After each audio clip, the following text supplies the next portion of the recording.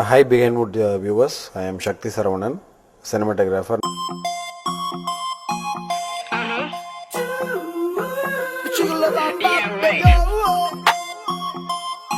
You're crazy. Come on, baby. Oh yeah. எத்தடியோ மாட்டிக்கிட்ட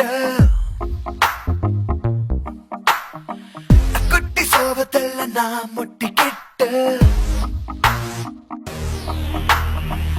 தப்பி செல்லவே நினைச்சேனே பாவி மனசுக்கு தெரியலையே விட்டு செல்லவே துடிச்சேனே வழி இருந்தும் முடியலையே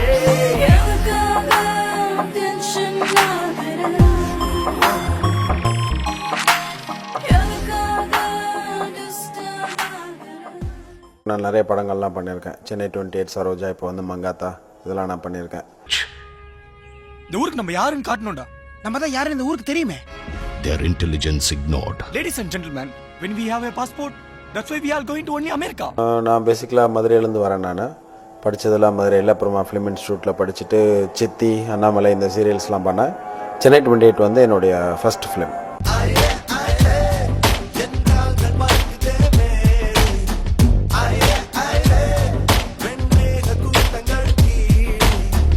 நீ என்ன மத்த பசங்கள மாதிரி நினைச்சுக்காத, நான் உன்னை கழட்டி எல்லாம் விட மாட்டேன். Very smart. ஃபிலிம் இன்ஸ்டியூட் முடிச்சதுக்கப்புறமா நான் மிஸ்டர் முத்துகணேஷ் அவர் கூட வந்து அசிஸ்டண்ட்டாக ஒர்க் பண்ணேன். புதிய முகம், பாசமலர்கள் அப்படின்னு சொல்லிட்டு 2 படம் ஒர்க் பண்ணேன். அப்புறமா வீடியோ இண்டஸ்ட்ரி வந்துட்டேன். வந்ததுக்கப்புறமா சித்தி, அண்ணாமலை அந்த மாதிரியான சீரியல்ஸ்லாம் நான் பண்ணேன். ஏய் தம்பி, இங்க வாப்பா, இங்க வா. என்ன பத்தி எனக்கு தெரியாது, நான் ரொம்ப மோசமானவன். முடிஞ்சா பண்ணுடா, போடா. பொண்ணா அது கருமா திமிர் பூசு. சென்னை 28ஓட ப்ரொடியூசர் சரண், எஸ்பி சரண், அவர் வந்து எனக்கு ஃப்ரெண்ட். அவர் அண்ணாமலையில் நடிச்சிருக்கார். அதுலேருந்து எனக்கு ஃப்ரெண்டு. அவர்கிட்ட தான் வந்து நான் சீரியல்ஸ் பண்ணி ரொம்ப போர் அடிக்குது எனக்கு, நீ நிறைய படம் பண்ணுறிய, எனக்கு ஏதாவது ஒரு படத்தில் சான்ஸ் கொடு அப்படின்னு சொல்லி கேட்டேன். அப்போ திடீர்னு கூப்பிட்டு கொடுத்த சான்ஸ் தான் வந்து சென்னை 28. எனக்கு பிரபு முன்னாடி பழக்கம்லாம் கிடையாது. நான் பார்த்துருக்கேன், எங்களோட செட்டுக்கெலாம் வந்திருக்காரு. அண்ணாமலை பண்ணுறப்போ ஒரு தடவை செட்டுக்கு வந்திருக்காரு. எனக்கு ரொம்ப நெருக்கமான நண்பர் கிடையாது. அப்போ சரண் வந்து என்னோட இந்த மாதிரி இவரை வச்சு நீ பண்ணலாமே அப்படிங்கிறப்போ, வெங்கட் பிரபுவுக்கு வந்து ஒரு ஃப்ரெண்டு ஃபிலிப் அப்படின்னு சொல்லிட்டு, அவர் தான் வந்து என்னை பற்றி ஆஹா ஓஹோன்னு சொல்லி சீரியல்லே நல்லா பண்ணுறாரு அவர், நீ கண்டிப்பாக ஒர்க் பண்ண அவரோட நல்லாயிருக்கும் அப்படின்னு சொல்லிட்டு. நான் அதுக்கப்புறமா ஃபிலிப் வந்து யாருங்கிறது எனக்கு ரொம்ப நாள் கழிச்சு தான் தெரியும். இந்த விஷயமே எனக்கு ரொம்ப நாள் கழிச்சு தான் தெரியும், ஃபிலிப் அப்படின்னு ஒரு கேரக்டர் இருக்கிறது. பிரபு ஒரு தடவை சொல்கிறப்ப நான் கேட்டேன் பிரபுகிட்ட, சீரியல்லேருந்து நான் வரேன் அப்படின்னு சொல்லிட்டு உங்களுக்கு ஒன்றும் கொஞ்சம் கம்மியாக தெரியலையா உங்களுக்கு, எதுக்காக என் கூட ஒர்க் பண்ணலான்னு சொன்னீங்க அப்படின்னா, இல்லை எனக்கு அப்படி தோணலை, ஆனால் என் ஃப்ரெண்டு வந்து உங்களை பற்றி ரொம்ப நல்லா சொன்னார், அதனால தான் வந்து உங்களோட ஒர்க் பண்ணலாம் அப்படின்னு சொல்லிட்டு. ஸோ அப்படி வந்தால் தான் வந்து சென்னை 28 அன்றைக்கி ஆரம்பித்து இன்றைக்கி வரைக்கும். எங்கள் டீமில் என்ன அப்படின்னா, ஒன்ஸ் இந்த டீமுக்குள்ளே வந்துட்டோம்னா அப்புறமா வந்து அந்த டீம்லேருந்து யாருமே வெளில போக மாட்டாங்க. இது வரைக்கும் 4 படம், இது வந்து 4th ஃபிலிம் எங்களுக்கு. சென்னை 28ல் எப்படி ஆரம்பித்தோமோ அதே மாதிரி அந்த டீம் வந்து அப்படியே தொடர்ந்துக்கிட்டே இருக்கு. திட்டங்கள் கைகூடும் நாள் வந்தது, எனக்கு உன்னை ரொம்பவும் பிடிச்சிருந்தது. கேட்ட பூமாலை தோழானம் தோள் வந்தது.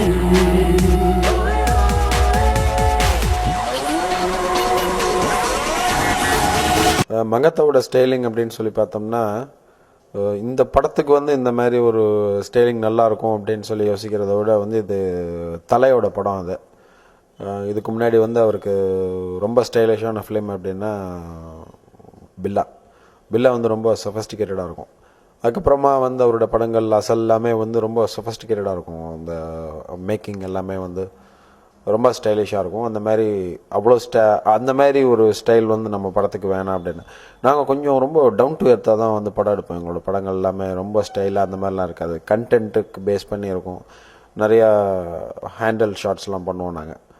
ஸோ அந்த மாதிரி இது வரைக்கும் வந்து அஜித் சார் வந்து பண்ணதில்லை. ஹேண்டில்டு ஃபுல்லாக ஒரு படம் ஃபுல்லாக ஹேண்டில்டு அந்த மாதிரி பண்ணதில்லை.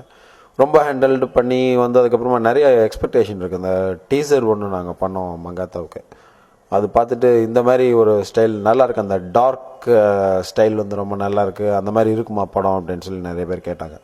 அதனால் வந்து ஒரு ஸ்டைல் வந்து மிக்ஸ் பண்ணலாம் அப்படின்னு சொல்லி பிளான் பண்ணி பண்ணோம். பிரபுவுக்கு வந்து கை ரிச்சி ஃபிலிம்ஸ்லாம் வந்து ரொம்ப பிடிக்கும். எனக்கு டிராஃபிக் மாதிரியான ஸ்டீவன் சோடர்பர்க் படம் எனக்கு ரொம்ப பிடிக்கும், அந்த ஹேண்டில்டு ஒர்க் இதெல்லாம்.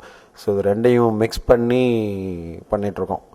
நிறைய இருக்கும். நிறைய ஒரு ஆக்ஷன் ஃபிலிம்ங்கிறதுனால ஒரு ஜான்வோ ஸ்டைல் இருக்குது. அதனால் இது வந்து ஒரு மிக்சட் ஸ்டைல் தான் இந்த படம்.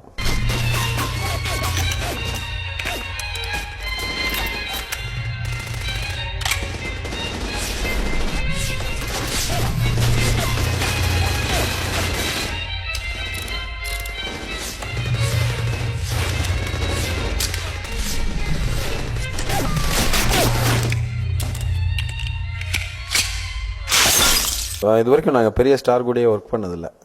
ஃபஸ்ட் டைமாக வந்து அவரோட ஒர்க் பண்ணுறோம். எப்படி இருப்பார் அவர், ரொம்ப ஸ்ட்ரிக்டாக இருப்பார் அப்படிலாம் வந்து கேள்விப்பட்டிருக்கோம் நாங்கள். ஒன்ஸ் வந்து எங்களோட செட்டுக்கு வந்ததுக்கப்புறமா வந்து இனிமேல் இந்த மாதிரி இவரை விட ரொம்ப கம்ஃபர்டபுளான ஒரு ஸ்டாரோட ஒர்க் பண்ண முடியுமா அப்படிங்கிற மாதிரி தோணிடுச்சு எனக்கு. தலை பிரியாணி பற்றி எல்லாருமே கேள்விப்பட்டிருப்பீங்க. அவர் ஒரு 150 பேருக்கு 3 தடவை பிரியாணி பண்ணார். ஸோ அதுலேருந்தே தெரியும் உங்களை, அதுலேருந்தே தெரிஞ்சுக்கலாம் அவர் எவ்வளோ ஃப்ரெண்ட்லியான ஒரு நபர் அப்படின்னு. நார்மலாகவே இந்த ஸ்டார்ஸ் இதெல்லாம் வந்து எப்படின்னா ஒரு சின்ன டென்ஷன் ஒன்று ஷார்ட் பண்ணுறதுக்கு முன்னாடி இருக்கும். என்னென்னா ஒன்ஸ் ரெடி அப்படின்னு சொன்னதுக்கப்புறமா வந்து அவங்க நின்னதுக்கப்புறமா பெரிய சேஞ்சஸ்லாம் வந்து சினிமாட்டோகிராஃபர்ஸ் பண்ண முடியாது. நார்மலாக எல்லா சினிமாட்டோகிராஃபர்ஸுமே அந்த வந்து நின்னதுக்கப்புறமா தான் வந்து ஒரு சின்ன சின்ன ஃபைன் டியூனிங் எல்லாமே வந்து பண்ண ஆரம்பிப்போம். அது நானும் கிடையாது, எல்லாருமே அப்படி தான் பண்ணிகிட்ருப்போம். அது பண்ணுறதுனா வந்து ஒரு சின்ன டென்ஷன் இருக்கும், அவர் என்ன நினச்சிக்குவாரோ அப்படின்னு. இவரை பற்றிலாம் நம்ம கவலைப்பட வேண்டியதே இல்லை. அவர் வந்தார்னா வந்து ஒரு சின்ன இது அப்படின்னா இல்லைலாம் ஒன்றும் பிரச்சனை இல்லை, நீங்கள் பண்ணுங்கள் நீங்கள் அப்படின்னு சொல்லி ரொம்ப கூலாக இருப்பார். ரொம்ப கூலான ஹீரோ அவர். ரொம்ப நல்ல மனிதர். எல்லாருக்கும் ரொம்ப மரியாதை கொடுத்து டெய்லி காலையில் வந்தவொடனே வந்து அவரை பார்த்து எல்லோரும் விஷ் பண்ணுறாங்களோ இல்லை அவர் முதல்ல கை காமிச்சிருவார். அந்த மாதிரி ஒரு அற்புதமான மனிதர் அவர்.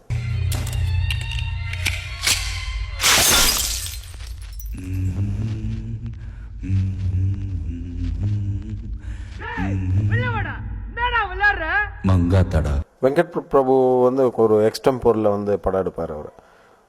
பிளானிங்லாம் இருக்கும், பிளானிங்லாம் இல்லாமல் படம் எடுக்க முடியாது. பட் நிறைய இம்ப்ரூவைசேஷன் அந்த மாதிரி இருக்கும்.